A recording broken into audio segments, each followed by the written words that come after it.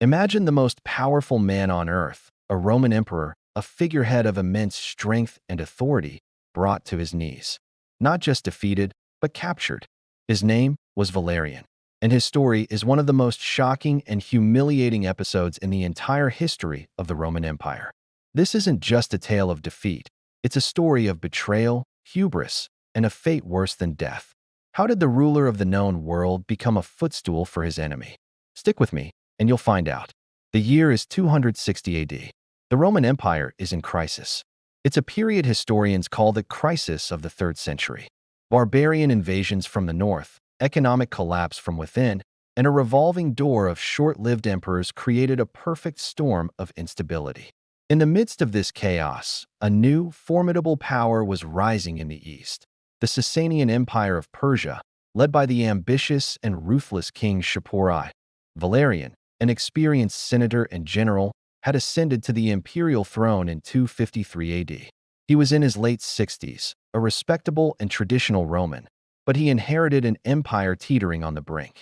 He split the imperial duties with his son, Gallienus, who would manage the turbulent western provinces while Valerian himself marched east to confront the growing Sasanian threat.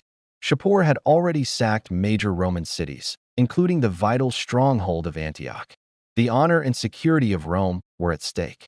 Valerian gathered a massive army, numbering around 70,000 legionaries and auxiliaries, and marched towards the city of Edessa in modern-day Turkey. The Roman army was a formidable force, but it was walking into a disaster. Unbeknownst to them, a devastating plague was sweeping through their ranks, weakening the soldiers and decimating their numbers before they even saw the enemy. Shapur, a brilliant military strategist, saw his opportunity. He surrounded the weakened and demoralized Roman army, cutting off their supply lines and trapping them completely. The situation was desperate. Starvation and disease were rampant. Valerian, seeing no way out, decided to do something almost unthinkable for a Roman emperor. He requested to negotiate a peace treaty in person with Shapur. He went to the meeting with only a small retinue, hoping to buy his army's freedom with a massive payment of gold. But Shapur had other plans. What happened next is a matter of historical debate, but the most dramatic accounts, from Roman sources like Lactantius, paint a horrifying picture. They claim Shapur betrayed the truce. As Valerian approached to parley, he was seized, his guards were overwhelmed, and the Emperor of Rome was taken captive. The capture of a living emperor was an unprecedented catastrophe. It sent shockwaves across the Roman world. Imagine the news reaching Rome. The emperor, the Dominus et Deus, Lord and God, was a prisoner of the Persians. The psychological blow was immense. For Shapur and the Sasanians, it was the ultimate propaganda victory, and they made sure the entire world knew it. Shapur commissioned a series of monumental rock reliefs at a place called Nakshi-Rostam in modern-day Iran. These massive carvings, which you can still see today, depict Shapur on horseback in glorious triumph. Kneeling before him, in a pose of utter submission, is a figure in Roman attire. Historians are certain this is Emperor Valerian. In another part of the relief, Shapur is shown grasping the wrist of a second Roman, thought to be Valerian again, symbolizing his capture. These weren't just artworks. They were permanent, public declarations of Roman humiliation carved into the very mountainside. The story gets even darker. Roman historians, writing with fury and shame, detail Valerian's subsequent treatment.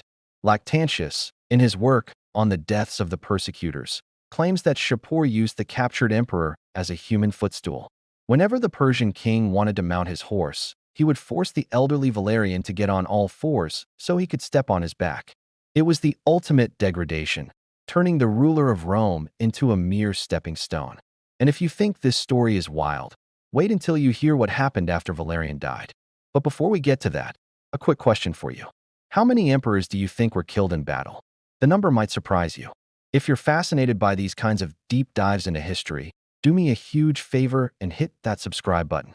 We explore the most incredible and often overlooked stories from the past every week, and you won't want to miss what's coming next. Your subscription helps us bring more of this history to life. So go on, click it now. I'll wait. All right, thank you. Now, back to Valerian's grim fate. The sources say that after years of this humiliation, Valerian finally died in captivity. The cause of his death is unknown. It could have been old age, disease, or something more sinister. But Shapur's vengeance wasn't finished. According to the same Roman accounts, Shapur had Valerian's body flayed. His skin was then tanned, dyed crimson, the color of a Roman emperor's robes, and stuffed with straw to create a lifelike effigy. This horrifying trophy was then put on display in a major Persian temple, a perpetual reminder of the Sasanian victory over Rome. Whenever Roman envoys came to the Persian court, they were allegedly shown the stuffed skin of their former emperor as a warning. Now, we have to be historians here and ask, how much of this is true? The accounts of the footstool and the flayed skin come from Roman, Christian authors like Lactantius and Orosius. They had a clear agenda: to portray the enemies of Rome and Christianity as monstrously evil.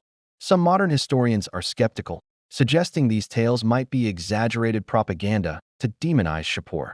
They argue that while the capture is a fact, proven by the Sasanian reliefs, the more lurid details of his torture might be embellishments. But here's the thing: even if those details are exaggerated, the core truth is undeniable. An emperor was captured. The Sasanian inscriptions, like the one at Nakshi Rostam and the residential Gesti Divi Saporis, are primary sources from the Persian side. They don't mention a footstool, but they proudly and repeatedly boast of capturing Valerian Caesar with their own hands. That fact alone was a humiliation from which Roman prestige would take decades to recover. So what happened to his empire? Back in the West, Valerian's son, Gallienus, was now the sole emperor. You might think he would launch a massive campaign to rescue his father or avenge him. He didn't. Gallienus was swamped with his own problems: usurpers rising up, Germanic tribes breaking through the frontiers. He simply couldn't afford a full-scale war with Persia. He had to consolidate his power and defend what was left of the empire. For the rest of his reign, his father remained a prisoner, a ghost haunting the Roman psyche. Valerian's capture marks a historical turning point. It exposed the deep-seated weaknesses of the Roman Empire in the 3rd century and highlighted the terrifying new power of the Sasanian dynasty. It was a personal tragedy for Valerian, a political disaster for Rome, and a propaganda masterpiece for Shapur I. The image of an emperor on his knees, carved into stone for all eternity, served as a potent symbol of Rome's vulnerability. Never again would a Roman emperor be taken alive by a foreign enemy. The lesson was learned in the most brutal way possible. The story of Valerian is a stark reminder that even the mightiest can fall, and that power, no matter how absolute it seems, is always fragile. Thank you so much for joining me on this journey into one of history's most shocking moments. If you found this story as fascinating as I do, please give this video a thumbs up and share it with someone who loves history. And if you haven't already, make sure you resubscribed and have the notification bell turned on so you don't miss our next video. We'll see you in the next one.